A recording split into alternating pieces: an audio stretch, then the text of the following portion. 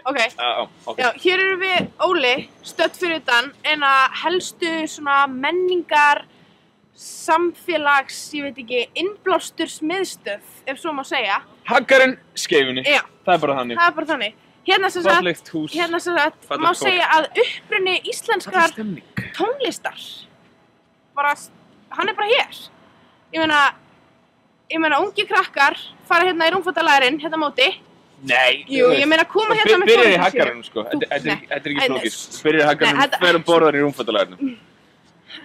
Þetta byrjar í rúmfattalærinum, þú fer með foreldrunum í rúmfattalærin, horfir bara dreymandi augum á Haggarann. Haggarinn.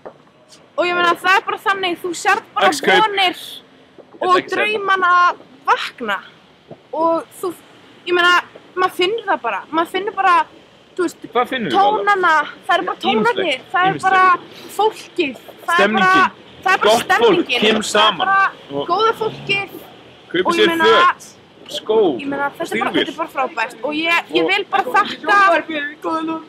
þakka öllum sem að hafa tekið þátt í því að byggja upp þessa miðstöð sem að hefur veitt okkur Íslendingum bara þessa frábæru tónlistarsögu sem að við eigum. Tónlistin, og ég meina, tónlistin er náttúrulega bara það dýrmæsta sem við...